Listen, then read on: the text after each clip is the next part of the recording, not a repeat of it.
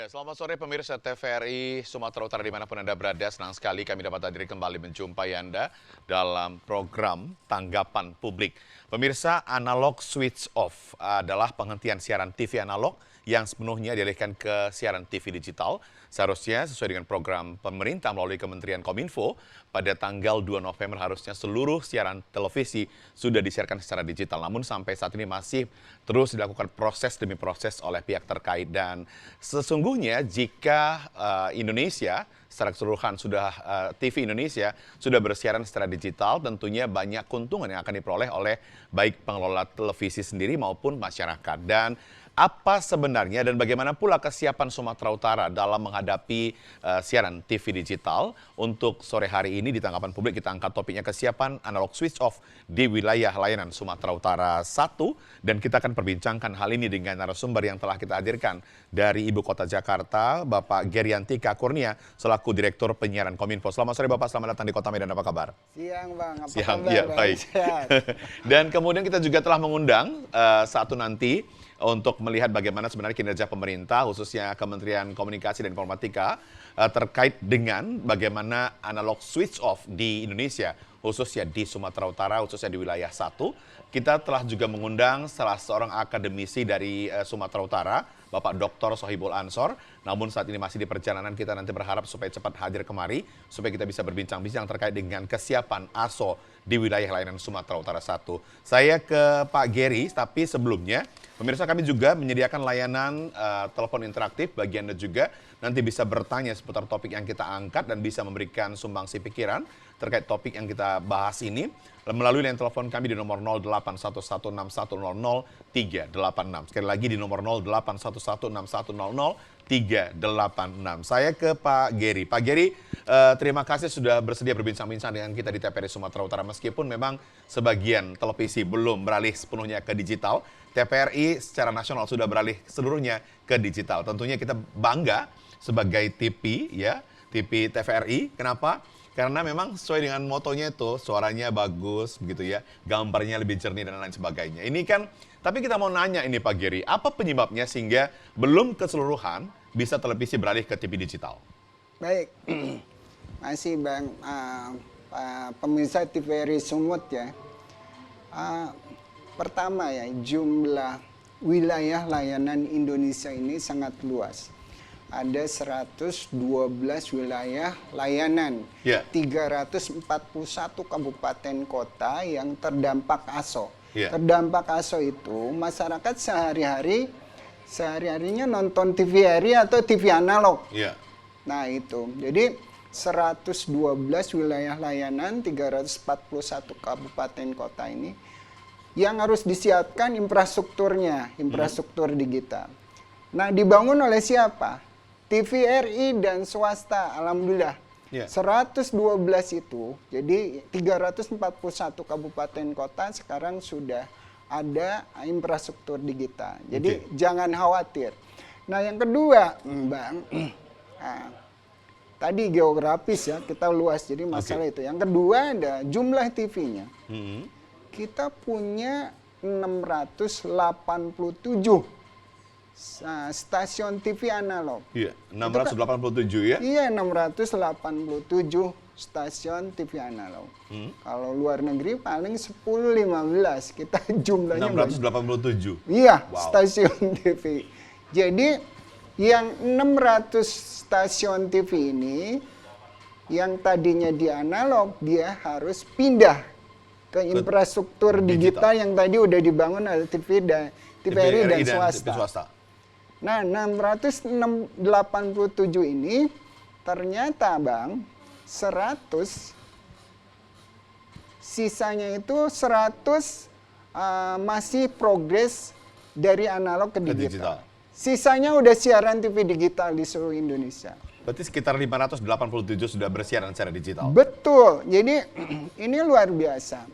Tinggal 15% yang belum siaran ke digital. Itu kebanyakan adalah TV-TV lokal, ya, komunitas, TV Pemda, LPPL. Sisanya udah tidak ada masalah. Mereka juga berkomitmen akan pindah ke siaran TV. Sekarang stasiun TV udah pindah ke digital. Jadi di 341 kabupaten kota itu, masyarakat kita udah melihat siaran TV digital. Salah satunya TVRI, 2 November udah di seluruh Indonesia tidak ada siaran analog lagi. Nah, TV-TV swasta ternyata ngikutin Bang, TVRI.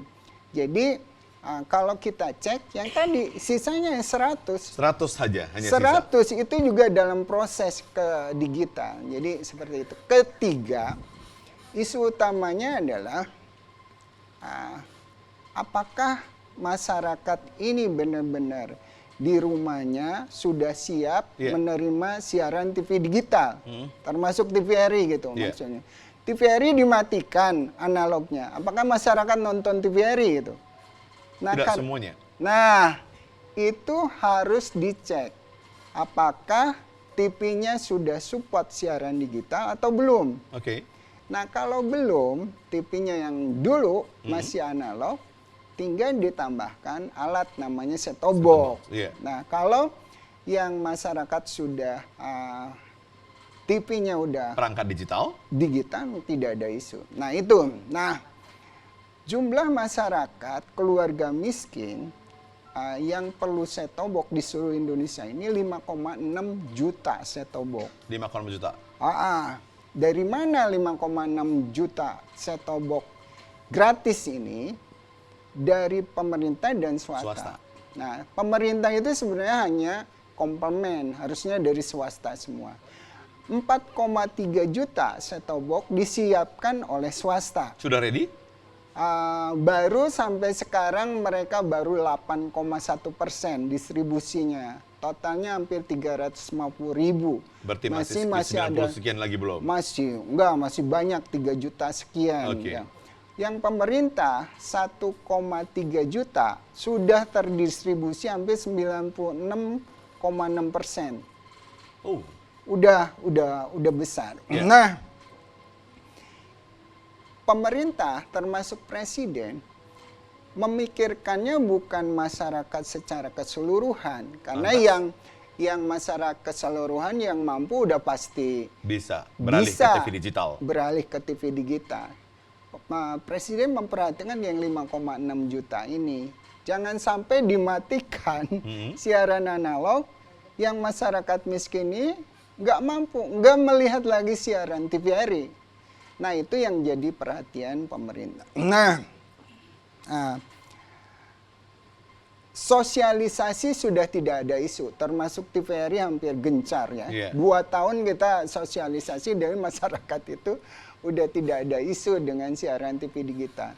Termasuk sekarang nih, TVRI menyiarkan killer konten. Saya tanda kutip killer konten itu konten yang benar-benar sangat diminati oleh masyarakat. SEA Games. Kemarin ada bola kan seru tuh final. Yang namanya hobi, saya hobi nonton bola. Nggak disuruh juga beli set-top box, Bang. Nontonnya langsung lewat TVRI kemarin digital nih. Betul. Jadi TVRI Sport. TVRI Sport. Jadi seperti itu. Jadi sekarang posisinya kita kan tadi 30 April sudah ASO di 8 kabupaten kota. Kemudian kan tahapan ASO kita masih lihat dulu bertahap dan berubah jadi multiple ASO. Tujuannya itu. Akhirnya kita berpikir kota besar, 11 kota besar yang memang industri itu hanya iklannya di 11 kota besar. Mana aja tuh? Jabodetabek, Bandung, Jogja, Surakarta, kemudian Semarang, Surabaya. Kemudian keluar Jawa itu ada Palembang, Bali, Banjarmasin, udah ASO. Siap-siap nih Medan nih, sama Makassar. Nah, isu utamanya kalau dari tadi infrastruktur dan TV, sosialisasi udah gencar ya. Isu utamanya adalah masyarakat miskin ini. Distribusi set-top box. Set-top box di Medan ini dan sekitarnya ada 94.000 set-top box lebih yang harus dibagikan ke masyarakat miskin. Sudah standby nih. Gimana caranya 94.000 ini bisa terserap didistribusikan ke keluarga miskin. Nah, ASO ini akan dimatikan siaran analognya kalau distribusi set-top box untuk keluarga miskin mencapai 90%. Oke.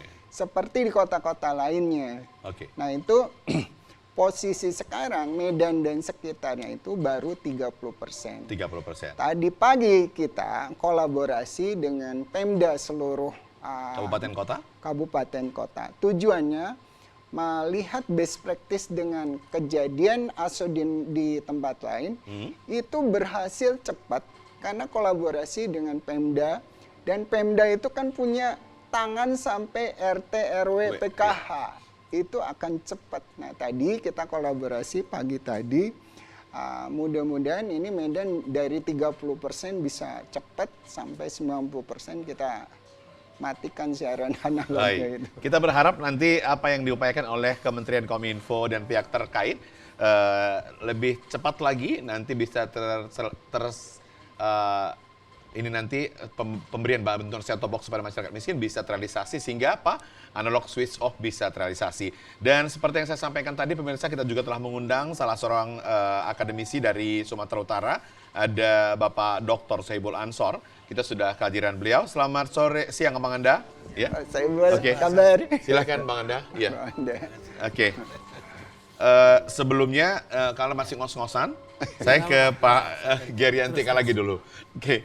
Pak Geri, kalau begitu apa ini intervensi yang bisa dilakukan oleh Kementerian Kominfo kepada TVRI dan juga TV swasta supaya memang itu bisa lebih bekerja sama kuat begitu, sehingga apa? Bisa lebih cepat realisasi ASO ini. Nah, kalau TVRI dan swasta, karena mereka pemegang MUK ya, itu yang kita dorong itu ada power MUK-nya. Power MUK-nya? Itu harus dimaksimalkan. Karena di digital ini mirip dengan seluler ya. Kalau sinyalnya kuat, kita bisa telepon dimanapun juga. Nah, di TV digital ini kalau power atau sinyalnya MUK ini bagus, dimanapun kita bisa dengan mudah menerima siaran TV digital. Tapi kalau jelek, mirip dengan seluler ya. Kita mau telepon muter-muter atau ngirim data muter-muter. Nah, kalau di TV digital ngepris itu kadang-kadang pecah atau ngepris diem kayak PC dirusak. Nah, ini kita dorong si penyelenggara MUK itu maksimalkan power digitalnya, kurangi power analognya. Karena udah masyarakat yang sudah melihat siaran TV digital udah pasti. Sekarang udah mudah, masyarakat dari mulut-mulut atau dari orang per orang ketika mereka lihat, oh siaran TV kamu kok bagus banget dibandingin. Ya. Nah, termasuk TVRI sekarang udah nggak ada, semua channel udah keren nih.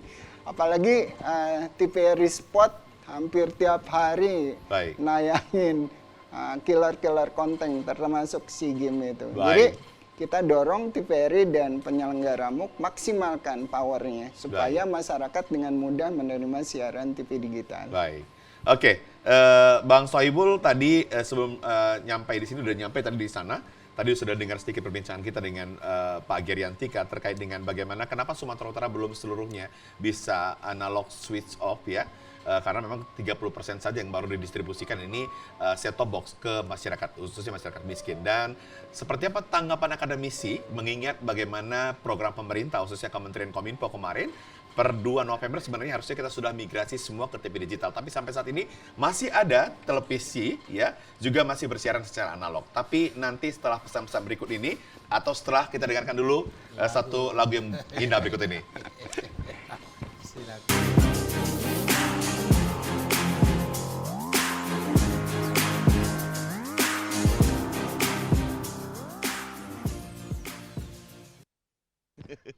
Baik, terima kasih pemirsa Anda masih bersama kami di Tanggapan Publik dengan topik yang kita angkat, kesiapan analog switch off di wilayah layanan Sumatera Utara 1.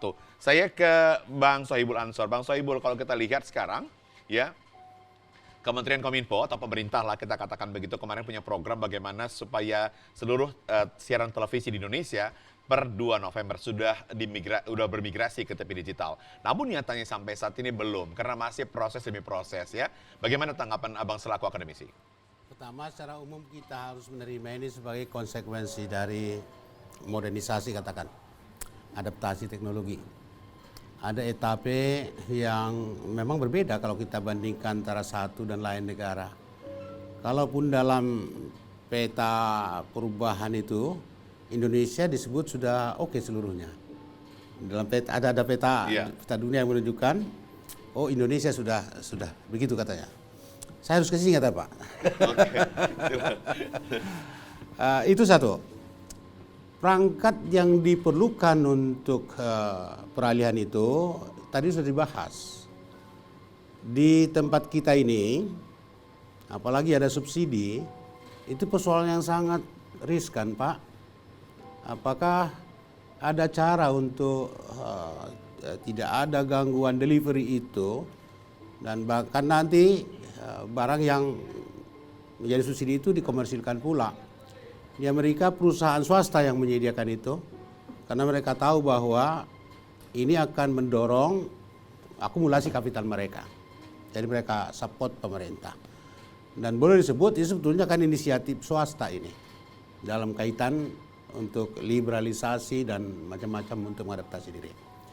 Nah, kita di Indonesia dengan jumlah penduduk yang begitu besar dan variasi derajat ekonomi yang berbeda-beda, dan tinggal di pemukiman yang 17.000 pulau atau berapa itu.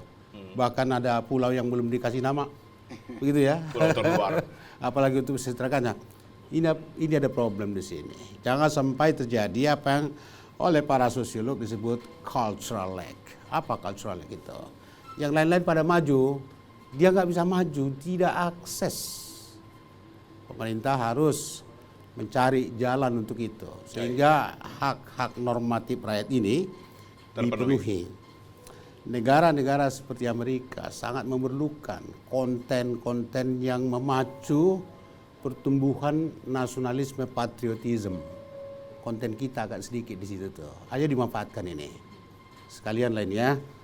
Dan kalau kita perbandingkan antara konten swasta dan konten yang kita sedih Pak.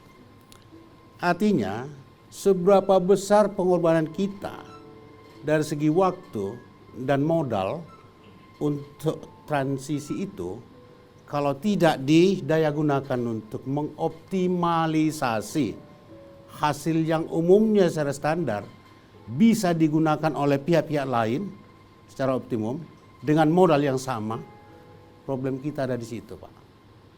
Jadi dua hal. Pertama, ini bagi saya adalah mendorong penuh optimalisasi peran negara dan pemerintah untuk menyatukan Indonesia dan mencerdaskan mereka dengan konten-konten informasi terpilih yang up to date, yang diracik berdasarkan studi-studi penelitian, dan kita boleh saja itu bergabung dengan lembaga-lembaga penelitian di perguruan tinggi, juga BRIN dan lain sebagainya, supaya ada updating yang betul-betul dalam konten kita. Itu satu. Yang kedua, bahwa rakyat kita ini, ya kita tahu kita baru selesai dari penderitaan COVID nasional dan internasional itu. How?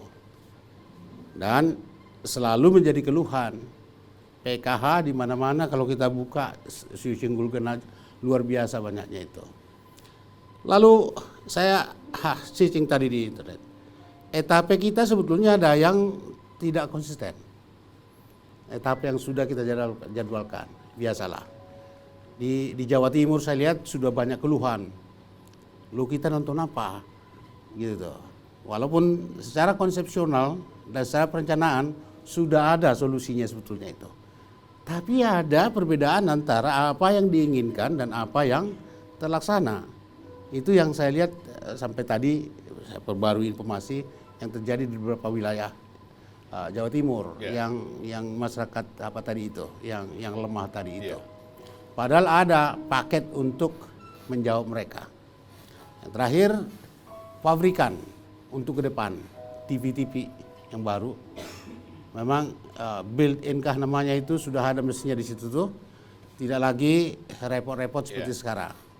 Kalau bisa TV-TV yang sudah sempat diproduksi, belum dilengkapi untuk adaptasi itu, tarik kembali oleh pabrikan, pasangi.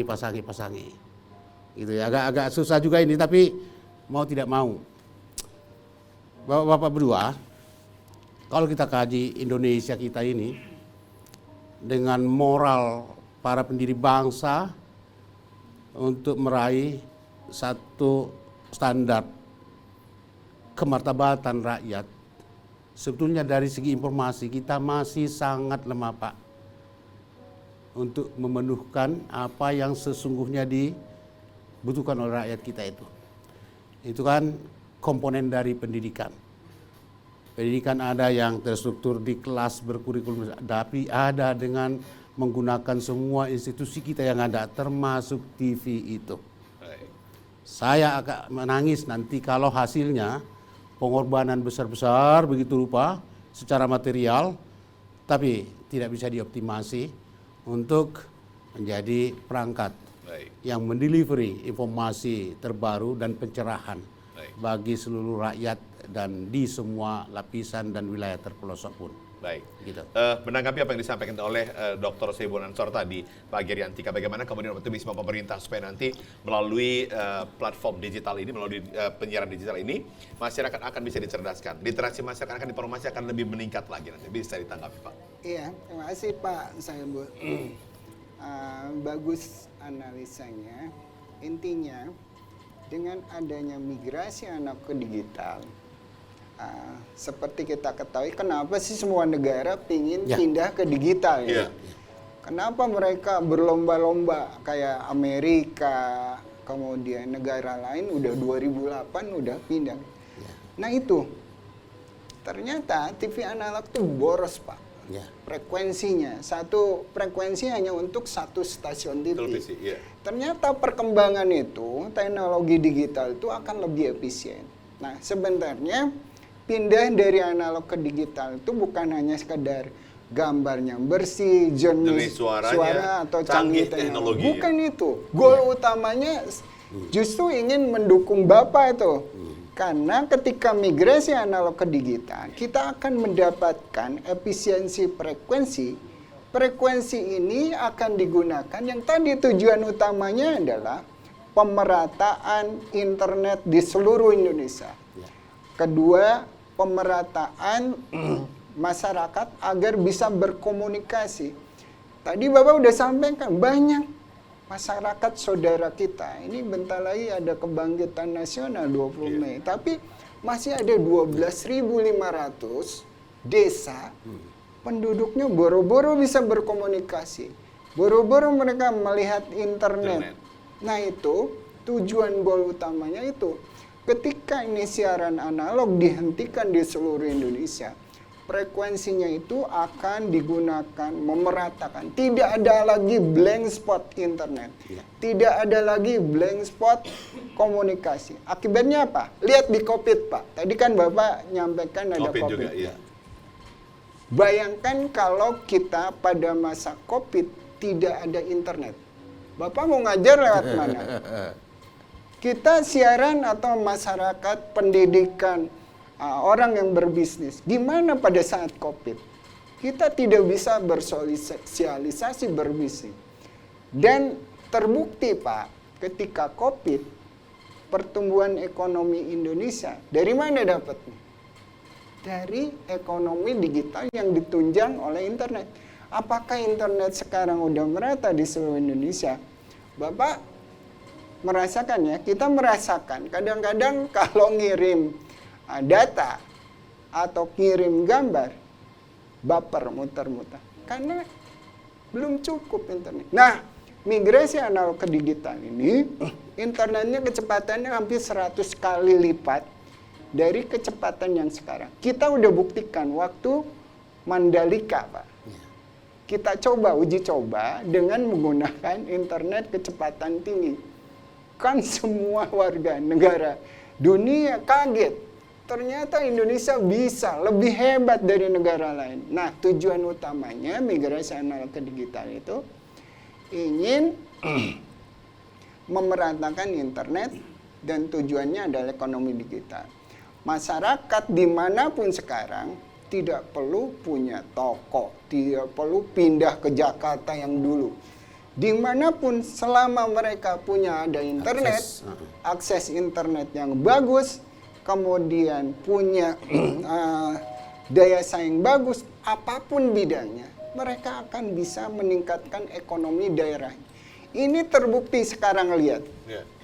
Petani, dimanapun juga, mereka punya kreativitas, tidak perlu lagi jual ke tengkulak atau kreator konten, apapun juga, yang peseni segala macam. Jualannya ini udah bukan Medan, hanya Medan, tapi seluruh dunia. Nah, ini yang perlu kita siapkan adalah tadi, infrastruktur, internetnya kecepatan merata di seluruh. Nah, nanti Bapak sebagai pendidik atau Pemda atau pemerintah ada fasilitasi agar masyarakat di daerah-daerah terpencil itu gimana cara menjual produk, gimana cara memanajemen bisnisnya, agar mereka laku di internasional, gimana mengepak standar agar itu laku dengan daya saingan. Ini terbukti. Nah, target kita 2045, 100 tahun Indonesia Emas ini, kita pingin negara keempat dunia. Hebat tuh. Itu tujuan goal akhirnya migrasi analog ke digital itu seperti itu. Kalau kita lihat apa yang disampaikan oleh Pak Geriantika tadi, Bang Sohibul Ansor selaku Direktur Penyiaran Kominfo tadi mengatakan infrastruktur sudah dipersiapkan oleh pemerintah, ya. Kemudian set-top box juga akan diberikan kepada masyarakat yang membutuhkan, khususnya masyarakat miskin, sesuai dengan data PKH kita nanti, ya, sesuai dengan data DTKS juga. Tapi bagaimana kemudian kesiapan masyarakat Indonesia secara umum, secara sosiolognya? Apakah kemudian menerima perubahan ini dengan gampang atau susah ini, Pak Sohibul? Kalau melihat pengalaman dalam berbagai sampel produk, misalnya handphone, relatif tidak ada masalah. Bahkan persoalannya nanti dia tak mampu menakar prioritas kebutuhan, gitu ya. Kan anak-anak selalu ingin HP baru, padahal HP lama masih ada. Hal-hal begitu ya, pola pembelanjaan yang tidak disesuaikan. Informasi yang begitu terbuka itu kan merubah bukan hanya nilai, pandangan, wawasan, tapi juga pola konsumsi. Nah, di situ ada aspek negatif dan aspek positifnya, tetapi para pimpinan-pimpinan kelompok, tokoh-tokoh tentu akan memberi peran. Tapi saya melihat lebih banyak persoalan advantage dari adaptasi teknologi ini daripada sisi negatifnya. Selalu akan ada sisi negatif dari tiap perubahan adaptasi teknologi. Saya belum melihat pemetaan yang baik dari pihak manapun di sini. Baru secara umum kita nanti akan melakukan hal serupa supaya membantu masyarakat ini untuk tidak mengalami masalah yang serius ketika mengadaptasi persoalan itu. Tentu saja peran pemerintah sebagai penentu kebijakan termasuk dalam mengontrol semua proses delivery dari peralatan-peralatan yang diperlukan dalam transmisi itu, mudah-mudahan tidak ada masalah. Karena kadangkala aparat kita ini juga nggak salah ya dikemukakan di sini nih, karena ini sudah fakta. Bantuan orang miskin pun ya dimakan juga, apalagi hal-hal seperti ini. Saya curi ini nggak akan mati rakyatnya, karena ada mungkin pikirannya. Kalau dia mampu dan tega mengambil jatah-jatah orang miskin di tengah penderitaan COVID, pada itu kemarin tuh menterinya masuk, ya kan? Nah, itu saya tidak memfitnah, tapi sebagai sebuah perbandingan, siapa yang memegang kendali itu, Bapak dari Kominfo kah, atau dari pemerintah daerah dan lain sebagainya. Biasanya di Indonesia hal-hal yang begini, baru begini, banyak kali orang yang berebut untuk ikut campur tangan. Sehingga terjadi proses anti-demokratisasi dan kemudian penyelewengan yang karena orang yang campur tangan itu adalah badan-badan besar dalam pengertian tanda petik, media pun tak berani ngomong mengenai itu. Baik. Dan di seluruh dunia, mengenai COVID misalnya, itu dilaporkan di hampir seluruh dunia itu terjadi satu proses anti-demokratisasi. Baik. Down kita demokrasi. Kita berharap nanti supaya bagaimana distribusi set-top box kepada masyarakat miskin ini bisa mendapatkan pengawasan dari semua pihak. Supaya apa? Benar-benar didistribusikan. Karena memang seperti yang disampaikan oleh Pak Geriantika tadi, kenapa kalau kita sudah bersiaran digital manfaatnya begitu luar biasa sekali. Manfaatnya besar sekali. Bagaimana mengedukasi masyarakat. Juga nanti bisa memfasilitasi dunia pendidikan untuk mengekspos bagaimana sebenarnya pendidikan yang maju di era ini. Dan pemirsa, kami akan kembali sesaat lagi setelah kami hadirkan lagu yang berikut ini.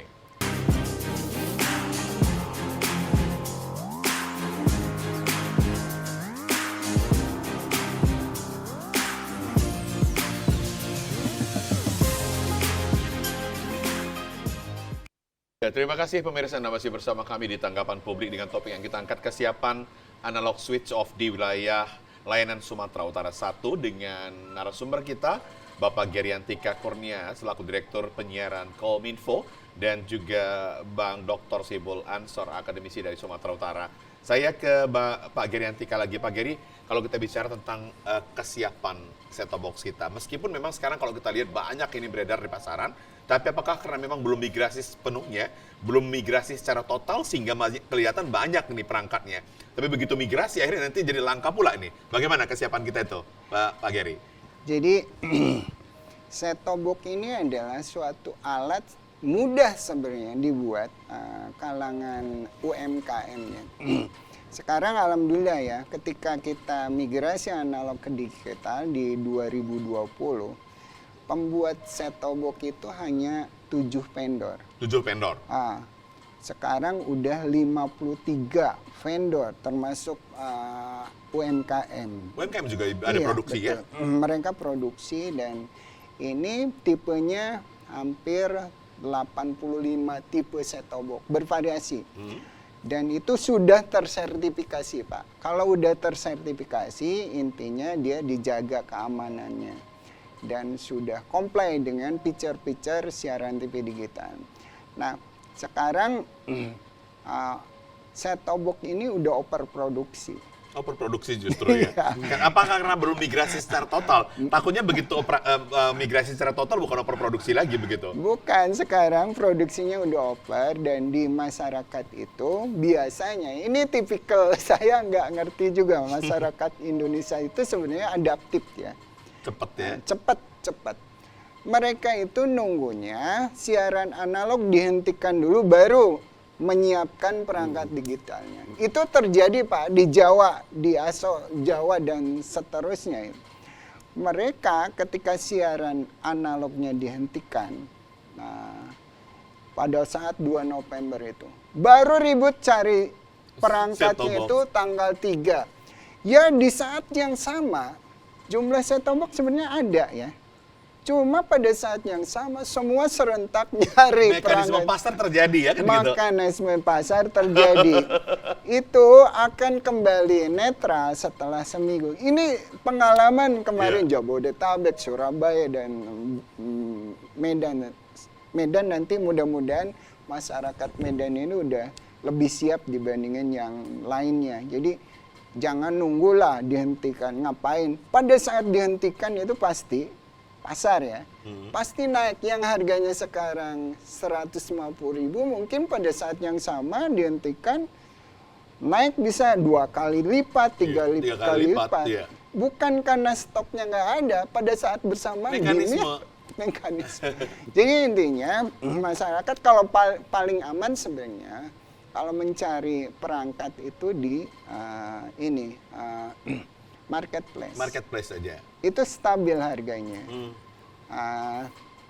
Nggak terlalu, karena pabrikan stoknya ada. Tidak akan habis di marketplace. Nah, kalau di retail, di barang elektronik kan orang biasanya rebutan gitu. Tapi insya Allah dalam waktu 1 minggu pengalaman di Jawa itu udah recovery, harganya turun lagi. Malah sekarang di Jawa itu harganya udah ada yang 100.000 karena udah asok gitu. Baik. Gitu. Oke. Saya ke Bang Sohibul. Bang Sohibul, kalau kita lihat ini pemerintah juga menjamin bagaimana masyarakat yang tertinggal di kepulauan-kepulauan terluar yang dulunya konon katanya blank spot. Ini kan upaya pemerintah juga bagaimana nanti menyamaratakan semuanya supaya semua bisa merasakan yang namanya siaran digital, internet yang merata. Bagaimana bro tanggapan Abang dalam hal ini? So far so good ya, sesuai laporan Pak Geriantika? Kurnia. Boleh disebut Kurnia ya, Pak? Ya, Boleh. Nickname. Ada pentahapan dan pembiaran masyarakat mengakses informasi tentang perubahan itu sekian lama, dan wilayah-wilayah itu pun dibedakan berdasarkan karakteristik yang dipetakan tentunya oleh Kominfo, dan kita mendapat giliran kesekian.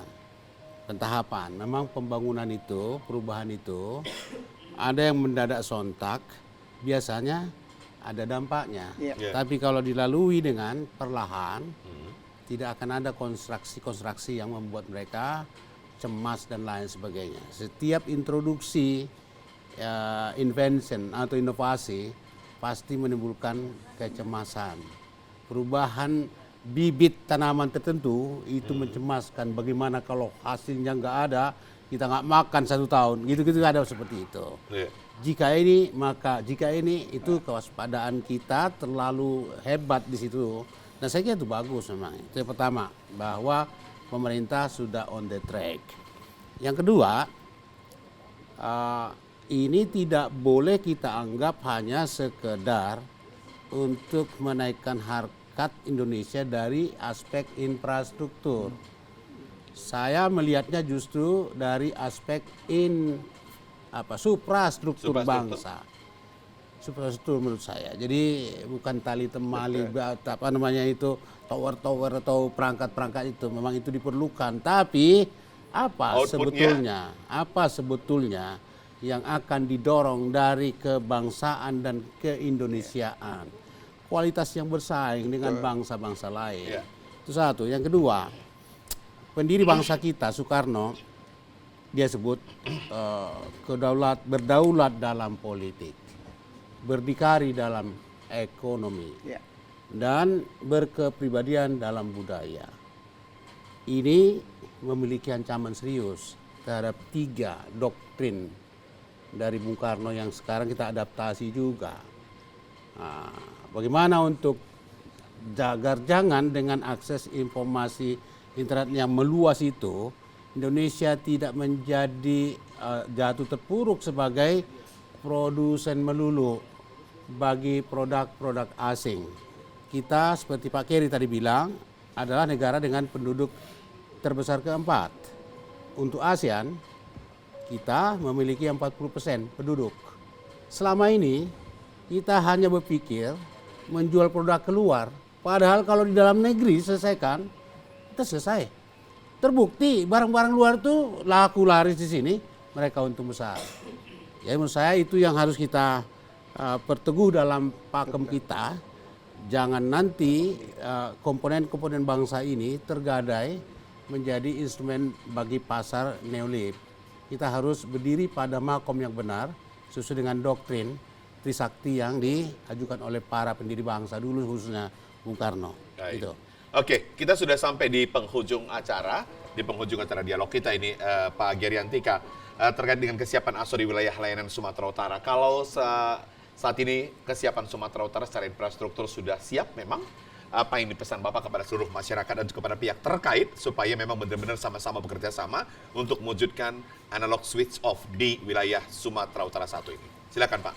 Baik, ini menjelang persiapan siaran analog dihentikan di Sumut ini. Yang pertama, kita menghimbau kepada penyelenggara MUK, TVRI dan swasta agar sinyalnya benar-benar diperkuat agar masyarakat dengan mudah menerima siaran TV digital ini. Yang kedua, untuk para vendor perangkat ini jangan mengambil keuntungan pada saat siaran TV analog harga dinaikkan. Ini harus dikontrol. Spekulasi seperti itu harus dikontrol. Harus tetap stabil harganya ini. Untuk masyarakat juga tolong diperhatikan. Dari sekarang ngapain nunggu siaran analognya dihentikan. Lebih baik nonton TVRI misalkan, udah di siaran TV digital. Bisa lihat SEA Games atau konten killer-killer yang menarik di TVRI yang ada 4 konten. Sudirman Cup kah atau apa? Betul, itu menarik. Dan terakhir adalah migrasi analog ke digital itu bukan semata-mata pindah dari siaran bersih gambarnya, jenis suaranya atau canggih teknologinya. Ini adalah goal utamanya kita yang tadi trilogi ini. Kita pingin menjadi negara 4 terbesar di ekonomi. Kita menjadi negara yang berdaya saing tinggi karena hasil dari migrasi analog ke digital ini nanti akan ada pemerataan internet di seluruh Indonesia, ada pemerataan semua bisa berkomunikasi di seluruh Indonesia, dan ini adalah untuk menunjang pertumbuhan ekonomi digital. Dan terakhir, betul, konten-konten yang harus disiarkan di TV ya digital ini benar-benar harus mendidik agar masyarakat Indonesia adalah negara yang siap untuk menjadi negara 4 terbesar di dunia. Baik, terima kasih Pak Geri Antika Kurnia selaku Direktur Penyiaran Kominfo yang sudah hadir ke Sumatera Utara hari ini untuk memberikan pemahaman kepada seluruh masyarakat Sumatera Utara kalau kita sudah akan siap beralih ke TV digital. Terima kasih Bang Sohibul Ansor. Ya, mudah-mudahan nanti apa yang menjadi harapan dari akademisi tani ini juga bisa diwujudkan oleh pemerintah, sama seperti yang dikatakan oleh Pak Geri Antika tadi.